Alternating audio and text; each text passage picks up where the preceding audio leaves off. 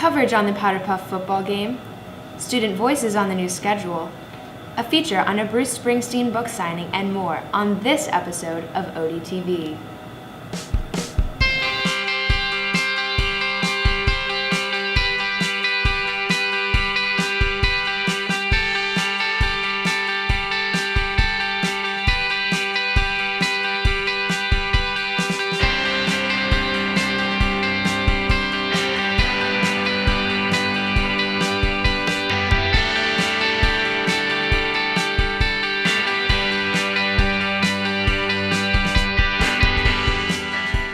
Welcome to ODTV. My name is Nicholas Byrne, and I'm here with Mary Merritt. With the change to a rotating 7-period schedule this year, students and faculty have made adjustments to their daily routine. For some, the new schedule offers a break from homework, while for others, it presents new challenges.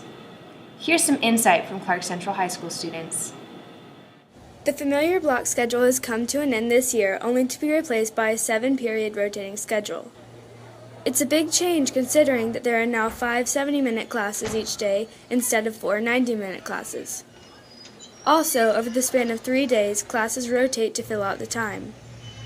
I like it, in a way. It's confusing at times. I've been to the wrong classes at some points. But then again, there's nights that I don't have to do the homework I was assigned, so that's a good thing. It's great. I got used to it like after the second day of school. It's kind of confusing in the beginning of the school year, but once you get the hang of it, it's less crammed. Okay.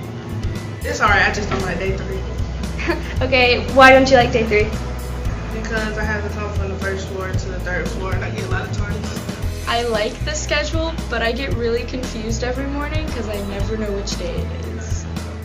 So I have a break in between classes, and it's better for homework. It doesn't give me enough time to get to the classes I need to go on time. It's really not as confusing as I thought it was going to be last year. Because I remember everyone last year was just saying, oh, this is not going to work out well. And then we got used to it, and it's really not as bad as I thought. A lot of kids, even still, go to the wrong class because it's the wrong day or something like that, and that's probably going to happen in the future. Right. Confusing, but it's different. It's kind of fun because you have a class that you like don't enjoy that much. You only go like 2 times, and then you have a day without it. Worst part, I have to keep going up and down the stairs. Much work in one day. I think we should have stayed with 4 periods instead. It's not doing the same classes every day. AP Biology is pretty stressful. It's my 4th period. It gets split in half at lunch. You be very confused on the days, like day 1, day 2, and day 3. It's confusing. What's your favorite part? Oh, that I don't have to go to every class every day. Okay. What's your favorite part about it? The homework, not having to do it one night or another. How many AP classes are you taking? I'm taking 3 AP classes. And do you think it's easier on AP or not? Definitely easier, Alright, how come? because it's more spaced out. They should probably actually put the classes like in order. Like on day 3, it's 3175. They should make it 1357. Depends on what classes you have. That's the best part. On October 9th, the senior and junior girls faced off in Billy Henderson Stadium for the 2nd consecutive Powder Puff football game.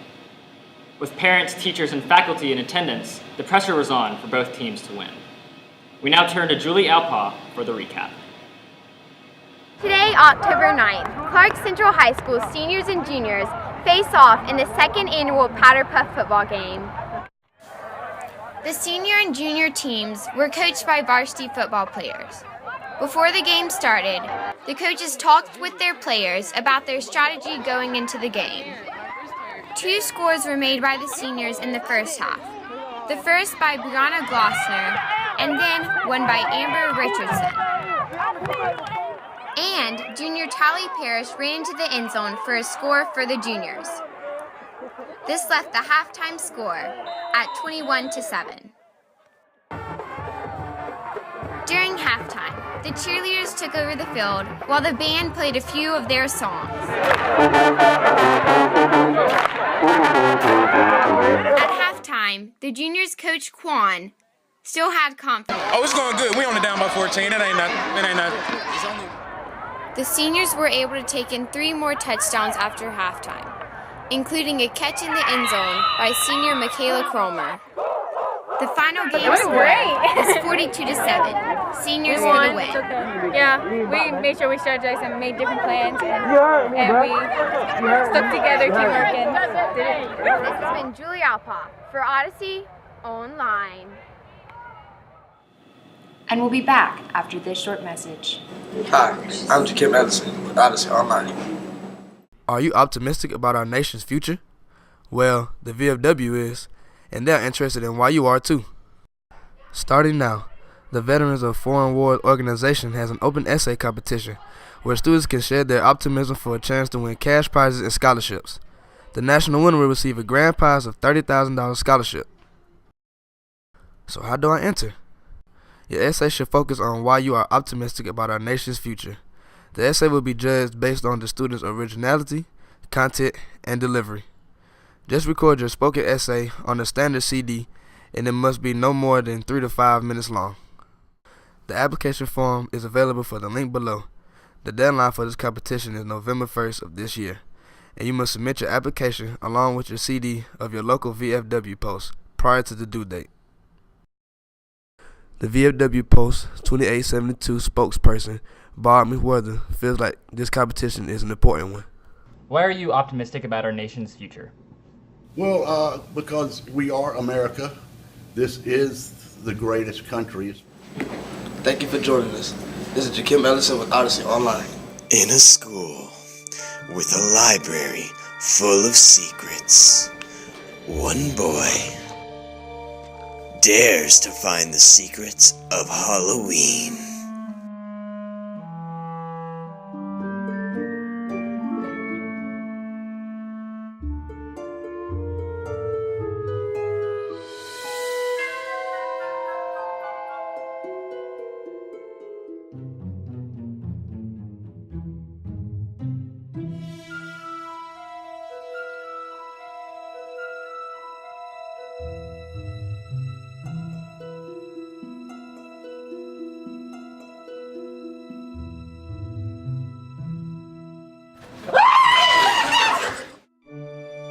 See the librarian for details, if you dare. Joining us in the studio is broadcast manager Michaela Richards. This fall, we have seen many new apps for Apple as well as Android. One of the most successful apps was Candy Crush. Candy Crush Saga, released April 12, 2012 by King, is a game similar to Bejeweled. This addictive game has taken the nation by storm. Travel with Tiffy, a blonde girl with pigtails, around the game map, and listen to Mr. Toffee teach you how the game is played. Each level has a different objective, from eliminating an ingredient, removing gel-covered candies, and each player is given a default maximum of 5 lives. When you run out of lives, you have to wait 30 minutes or ask your Facebook friends for lives. Candy Crush may not be new, but everyone knows that it sure is fun. This is Michaela Richards with Odyssey Online. Since the 70s, through bands such as the B-52s, Pylon, and R.E.M., to more recent groups like Red Clay, The Wigs, Modern Skirts, and Reptar, Athens has been a favorite hotspot for touring musicians and recording artists. Recently, local musicians gathered at Hendershot's, just a few minutes from Clark Central High School, to celebrate iconic musician Bruce Springsteen. Hendershot's Coffee Bar, located at 237 Prince Avenue, was packed with Bruce Springsteen fans as well as music lovers on September 25th for the event Cover Me, a reading and musical tribute to Bruce Springsteen. Local artists such as Jay Gonzalez and Patterson Hood of the Drive-By Truckers, as well as T. Hardy Morris from Dead Confederate, Thayer Serrano, Moths, and Don Chambers gave musical performances from Springsteen's catalog. Bob Sleppy, the executive director of Nucci Space, was excited about the event as well. No, I just think it's going to be a fun night because, Bruce Springsteen is such an iconic character and presence in the music scene, in the world music scene, that it's cool to see all these legendary Athens musicians kind of get together and kind of tip their hat to him. So think that's what makes the night kind of special and a lot of fun. So the money race night, 100% of the proceeds go to NutriSpace. It will provide access to therapy and counseling for uninsured musicians and artists that are seeking help, and that's our primary goal of the organization, and that's how we'll use the money. There's who love Johnny with love strong and true. Carlin, the author of Bruce and a former writer for People magazine, shared the impact Bruce Springsteen had on his life.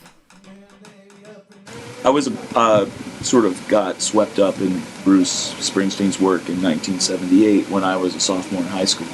And the previous spring, I bought the record Darkness on the Edge of Town, the week it came out. And I bought that and Some Girls on the same day. I did too. Oh, yeah? On the same day. See? And, great minds. It was the summer after 8th grade for me. Yeah. Which was a pretty pivotal summer. It's also the summer we moved out to the lake, and it was like a big kind of transitional year. Yeah. Those were my two favorite records of the year. Take the baby to the water. Kyle Williams, they call him. Get the baby in the water. The record store guy was like, "Hey, you gotta get this record," and handed it to me and took my allowance and changed my life. Exactly. So,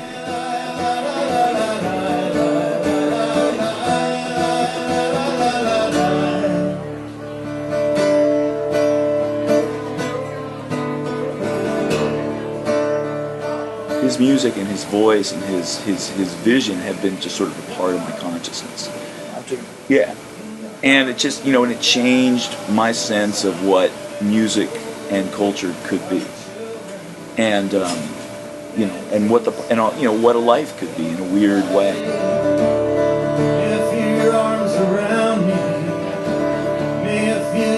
And then Bruce came out, same stage, and played the show where I felt like he means every single word. oh yeah, he's talking to me. Yeah. It's amazing.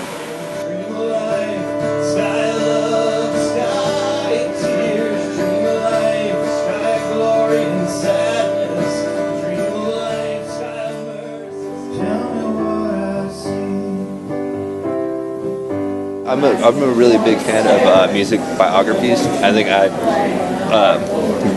eat those up a lot more than any other kind of book. So I think any time, and then of course, like anybody with an interesting life, I would like to know more about.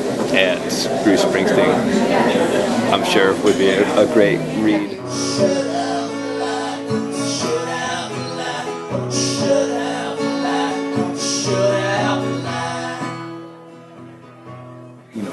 It's amazing to me, it's astonishing to me that I can, travel to this place where I've never been before and have all these cool people, doing this. And so for me, I just sort of feel like, the luckiest little boy, the luckiest adolescent boy on the face of the planet.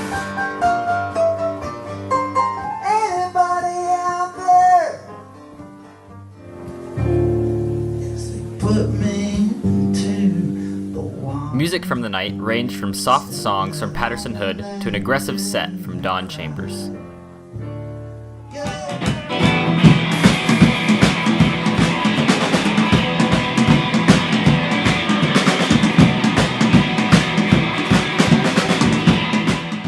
A great time was had by all.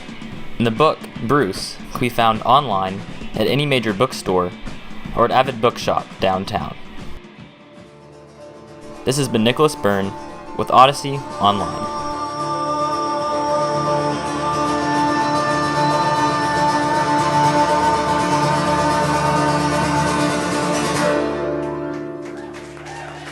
Not only known for its music scene, Athens is also on the cutting culinary edge. There are a number of restaurants that are committed to offering food made with locally grown ingredients. The Independent Baking Company, a new addition to the food scene, located just 1.5 miles from Clark Central High School, follows this trend. The Independent Baking Company opened up shop in mid-August in the heart of 5 Points. They serve fresh bread and baked goods from scratch every morning at 7, except on Sundays. Owner Tom Leonard has been baking since college, and when he and his wife moved to Athens, he was surprised that Athens didn't have a bakery of his style. They specialize in baguettes, but they also serve in assortments of irresistible scones, cookies, and croissants. What sets the independent baking company apart from the competition is the baking process itself. The bakery cultivates a yeast starter on site that they use for most of their bread, so the process starts and ends inside of the building. With the smell of fresh bread sweeping through 5 Points, locals are already raving about wonderful baked goods. This morning, actually, we went and got some pastries from there. I think we got chocolate, apple, and fig. And it was really neat because the ingredients are very fresh. Like, there was a sign once saying that the fig's been picked at 2 a.m. that morning. Breads are restocked every morning and are usually sold out by noon or earlier. Independent Baking Company has been welcomed to the community and will be baking breads for years to come. With the weather changing, students and teachers may be subject to seasonal affective disorder, an affliction that gets people down during the fall and winter months. Here's Mary Merritt with ideas to combat sadness in the pursuit of happiness. The pursuit of happiness. It is guaranteed to us in the Constitution along with life and liberty, but we all know that those entitlements have been broken 100 times. So what is happiness, and how do we measure it? Throughout history, our society has developed into an increasingly materialistic culture. We measure wealth and social standing by material objects, and we are constantly driven to want more, to feel like we need more. The value we place on happiness is being skewed, as well as the way we define it. Our society leads us to believe that we will be happier if we buy a certain brand of orange juice or invest in a new deodorant. We will suddenly become more attractive and appealing to others, certainly happier. However, the satisfaction guaranteed by purchasing material objects is fleeting, only to be replaced by the desire for yet another new and improved edition. So what does make us happy? Happiness can certainly be measured in many ways. It is affected by a multitude of variables. To some degree, it is affected by our material possessions, but studies have shown that once basic needs including food and shelter have been met, happiness is affected minimally by wealth. In fact, the greatest contributors to our day-to-day happiness cost nothing at all. These actions include many small acts of kindness, like writing a friendly letter to a peer or coworker, or making an effort to smile at a passerby. It includes exercising and getting outside. Sleeping more, spending time with family, and community service all significantly contribute to one's happiness as well, as does meditation, which can clear your mind of pain and stress. Okay, so all of these things sound great, but how do I find the time? Even so much as setting aside a solid 30 minutes each day to do a few of these tasks can help to maximize your happiness. When you are walking down the hall, make a conscious decision to smile at people. Take a 10-minute jog after school or work. Plan a family dinner once a week. Practice meditation. It can be as simple as finding a quiet place and becoming very still and surrounding yourself with positive thoughts and deep breathing. We get so caught up in our lives, so caught up in the negativity that surrounds us, that we forget how to enjoy simple pleasures that we are able to experience as human beings. Sometimes all it takes to feel a little happier is an open mind to try new things, an open heart to embrace one's surroundings, and a greater consciousness about one's actions. Mary Merritt, Odyssey, Online. Thank you for tuning in to this episode of ODTV. Like us on Facebook and follow us on Twitter at Odyssey Newsmag. Additional content may be found online at odysseynewsmagazine.net. This has been Mary Merritt and Nicholas Byrne for Odyssey Online.